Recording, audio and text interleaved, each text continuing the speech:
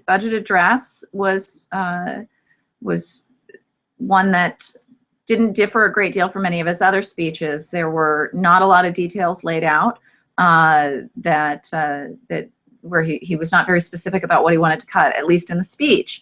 Lots of predictable applause lines for mostly the other side of the aisle, a few for our side as well. But the reality is that his speech truly failed to describe the real impact of the cuts, which come to $6.6 billion in the next fiscal year. He touted the benefit of allowing the tax rate to roll back, which is part of what brings us to this very frustrating fiscal situation that we're in this year. I've heard from many of my constituents about the problem we're having in this fiscal year with programs running out of money, most specifically and most alarmingly, the Child Care Assistance Program. He did briefly touch on that in today's speech, that he feels like we are very close to working out a solution that will solve this year's shortfall in the Child Care Assistance Program, which is great news. There's a but. Part of that $6.6 billion in cuts that the governor has proposed for next year's budget comes directly out of that program, and I'll get to those specifics as we go further into the specifics of his budget proposal. Ultimately, we have to remember that this is a proposal. This is the beginning of the conversation about our budget.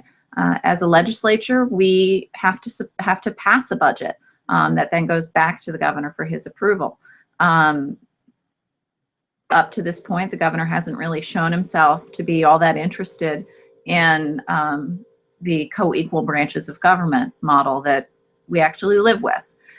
So this is going to be a new experience for him and for many of us who haven't been around under what's being referred to as divided government. It'll be a different way of going about doing the budget. The three budgets that I have worked on since coming in have all passed without any Republican votes, and in most cases without any Republican involvement. I, in my first term, served on 2 appropriations committees and have served on 1 in my second term and now going into my third term. And inevitably, each year, the Republicans on the Appropriations Committee at some point stop participating, and the work of figuring out how to allocate the funds and find a way to get to a balanced budget falls to the Democratic members of the committee, and there are no Republican votes on the budget. As I mentioned, the governor touted the high applause line from the Republican side of the aisle of allowing the tax rate to roll back. That tax rate rollback does put a couple bucks back in many folks' pockets, more money back in the pockets of folks who have more to give in the first place, and a lot of those cuts come at the expense of the most vulnerable in our communities. This is as far from shared sacrifice as you could possibly hope to get. These cuts will be devastating to the most vulnerable communities that we represent. I find it challenging to believe that he's really serious about some of these cuts. Some of them are just, they're draconian and horrific. Some of them are short-sighted and foolish, and are going to cost more money in the long run. And that has to be part of our thought process as we work towards this. So to get to some of the highlights, in his proposal around the pension funds, what he has proposed is that there will be no impact on current pension benefits, but that all employees, all current employees moving forward, will have whatever pension benefits they've earned frozen at the date of the passage of his proposal. And from that point forward, all current employees will be moved into what's known as the Tier 2 pension system, which has a lower benefits package. As a relatively new state employee, state legislator, I'm in the Tier 2 program, which has a lower cost of living, lower benefit ratio, all of those things. And so what that would look like for most long-term employees who are approaching retirement would be sort of a hybrid model.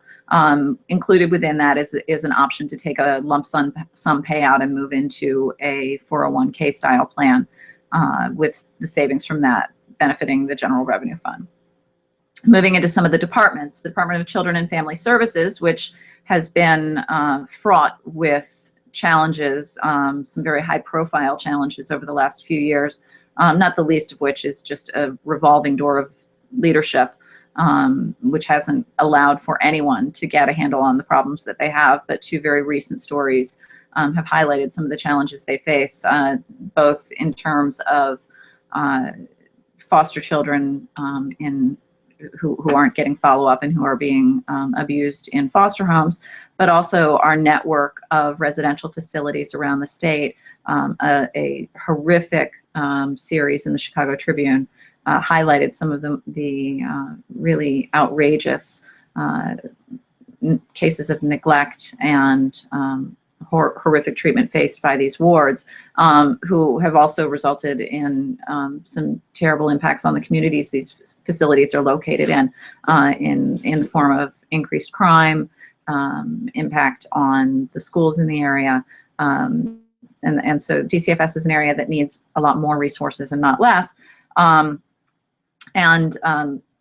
Mind-bogglingly enough, one of his proposals is to eliminate all DCFS services for DCFS youth from the ages of 18 to 21, which suggests that, you know, a kid who's been in the system his whole life is ready to just jump out of the nest at 18. Many of these residential treatment facilities that were talked about in the Tribune series treat that very segment. And these are some of the most high-need individuals who are at the greatest risk of ending up in the criminal justice system instead. So this is the first of several penny-wise and pound-foolish proposals within this. In HFS, Family Services, Medicaid cuts are on the table. In the last couple of years, we've restored some of the things that we cut in the major Medicaid reform package that was passed a couple of years ago. Last year, we restored many of the services that we cut after we found that we were incurring higher costs as a result of those cuts, adult dental being one of them, podiatry services another. In the category of, he's got to be kidding, he's going to eliminate coverage for kidney transplants for undocumented youth, cut services for pediatric ventilator patients, and restore or reinstate the 4-drug limit and crack down on exemptions to that 4-drug limit. Serious cuts to housing services for the mentally ill. Funding would be eliminated for approximately 3,600 people who reside in what are known as SMRFs. They used to be known as Institutes of Mental Disease. The Department of Human Services, as I said earlier, he is planning to restore the funds for this year so that the services that are running out of money as we speak can continue. But the cuts for next year, again, put you in the head-scratching category. What's called an intake freeze for kids over 6. So no new services for kids who are 6 and over, which is frequently when kids first need childcare, because when you go to school, your parent can frequently go back to work, but nobody can work full time and have a kid in school until 3 o'clock. And so this is a ridiculous proposal on its face. No coverage for care provided by relatives. So that's another person who's going to have to go out and get work and find a way to pay for childcare. I mean, the logic runs in circles on that one as well. Across the board cuts to the AIDS Drug Assistance Program, which has a tremendous impact on our district. Elimination of the Hemophilia Assistance Program, cuts to the breast and cervical cancer screening programs.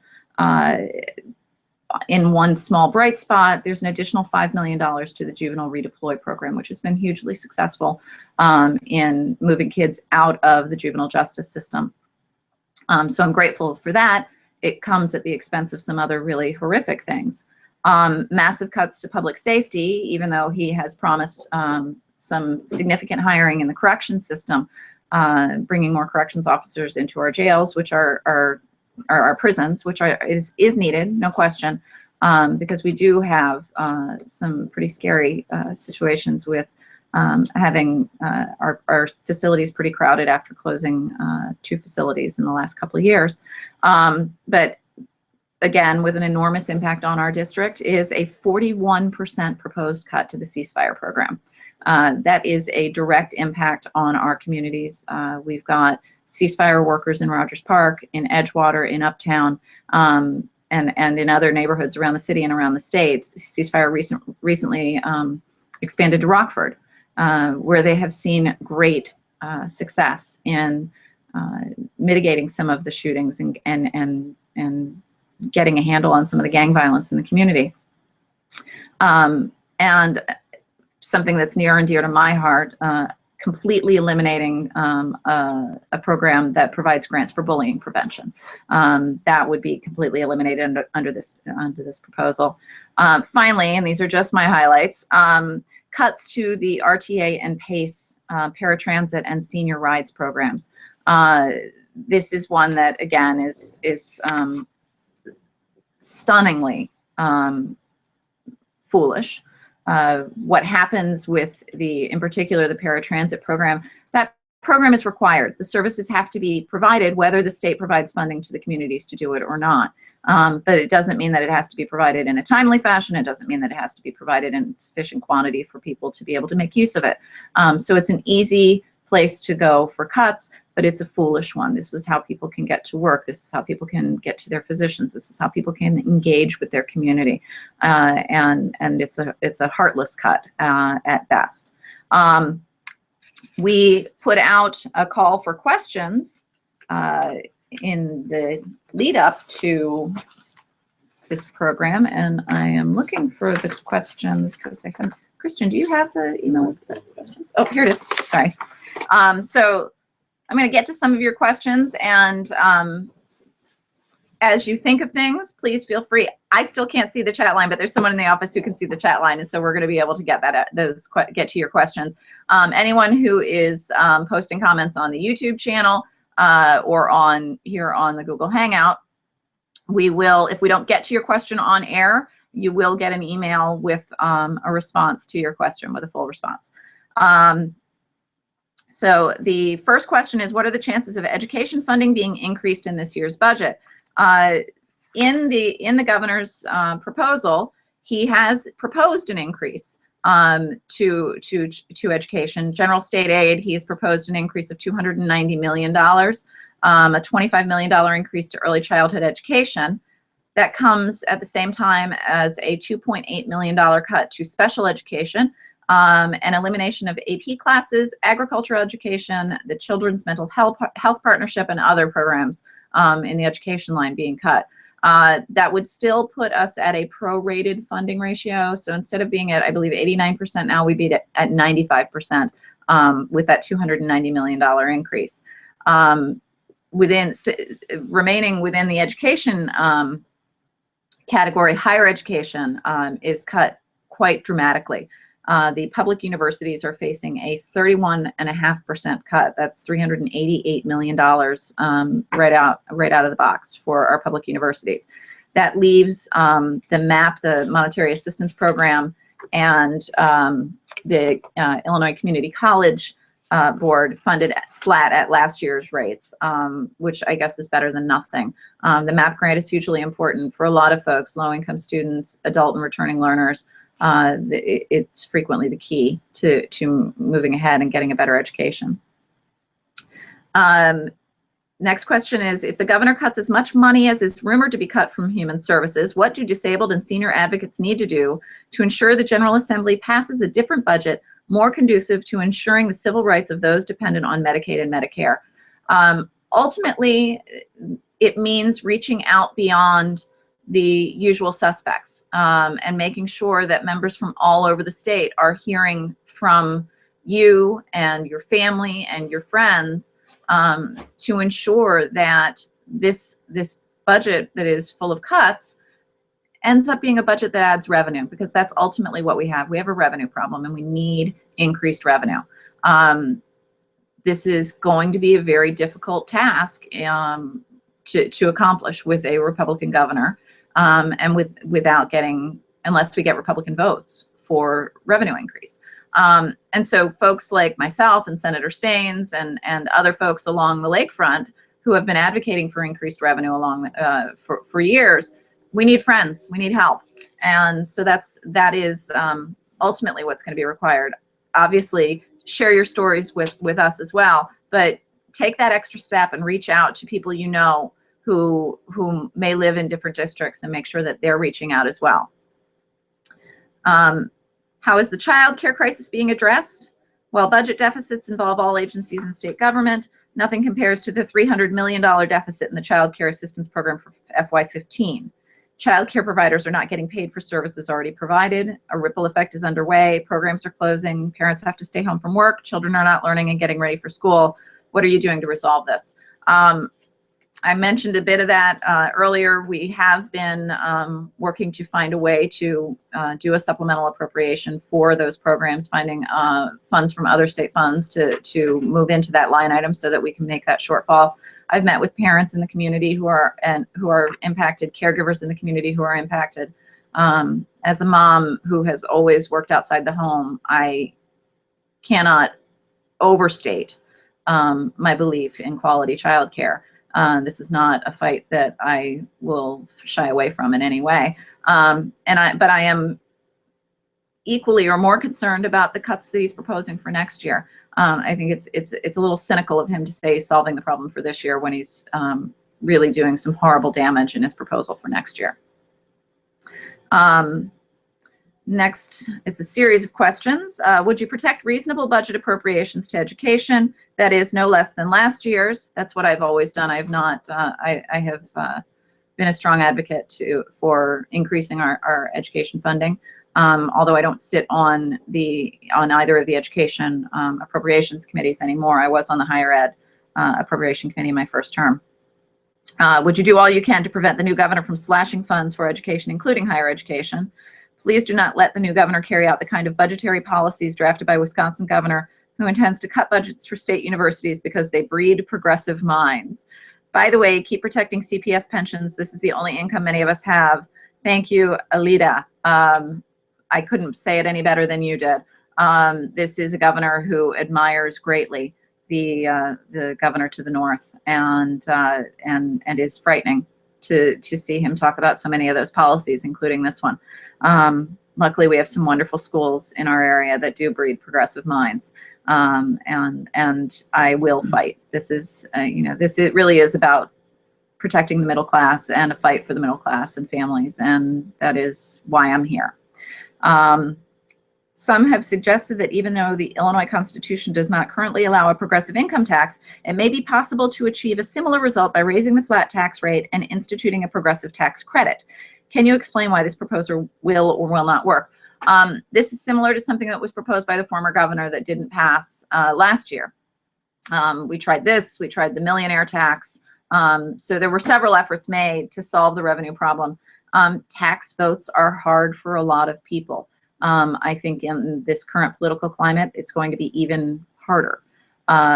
We may have 71 Democrats, but that doesn't mean that we're all alike, that we all represent districts as fabulous as the 14th district. So that makes it a little more difficult, in particular when you look at folks who represent more conservative districts, to get to that majority. And in the instance of a tax increase under a governor like the one we have, to get to a supermajority to override a veto. So it's a very daunting prospect, but everything's on the table and everything has to be considered. Nancy asks, what will be done to compensate grants for youth programs that employ at-risk youth? For example, a bike repair program employing 60 youth that ran out of funding. This is yet another example of penny-wise and pound-foolish policies. These youth employment programs have been proven time and time and time again to not only be great opportunities for kids to learn skills and be employable in the future, but preventing criminal activity on the part of some of the kids. And without these programs, without the relatively small amount of funding that goes into these programs, we're going to be spending more money when these kids end up involved in the criminal justice system or the juvenile justice system. That is another issue that we're attempting to solve for this year. There are several programs that have run out of money or are close to running out of money, and there are negotiations going on for a supplemental, and it's my hope that we can find a way to solve this one as well. But I don't have a specific answer to how we do it in a climate where these things are simply not valued. Any more questions? That's all people. That's all we've gotten so far. We're getting close to the end, so I'm going to ask folks to give us any more questions you might have. We're gonna wrap it up soon. Ultimately, this is the very beginning of the appropriations process. So we hear his message today, and we are 2 weeks away from the bill introduction deadline, where we start to work on substantive legislation. Many of the proposals that he's talked about in this bill are in this speech and in his State of the State speech need to be approved by the legislature. So we will see a flurry of legislation around many of these issues, including his ideas around right to work, or right to work for less, as I like to call it. And many other, he wants to do tort reform and workers' comp reform, so you can work for less and get hurt and not get cared for, and the person who hurts you won't have to pay you. So we're going to see a flurry of legislative activity unlike what we've seen in Illinois in a long time. This promises to be a fairly intense session, but we're ready for it. We will be prepared to stand up against the proposals that will harm the middle class, and fight on behalf of our constituents. As I said, the bill introduction deadline is in 2 weeks. As we move through, we'll have more legislative town halls like this one, and I will continue my coffee shop stops when I get back to Chicago, so that those of you who aren't as savvy on the computer or would just rather be in person can have an opportunity to chat as well. But for now, I want to thank those of you who signed in. Those of you who are watching on the delayed broadcast, thank you for tuning in, and email me any questions you might have at repcassidy@gmail.com. Follow me on Twitter at repkellycassidy, and find me on Facebook. I am a frequent poster of the goings on here on the floor. I try to live tweet as much as I can, but more important than anything else, I want to be able to be available to the folks that I work for, to give you the information you need to be better engaged in our state government. So thank you all. Have a great night.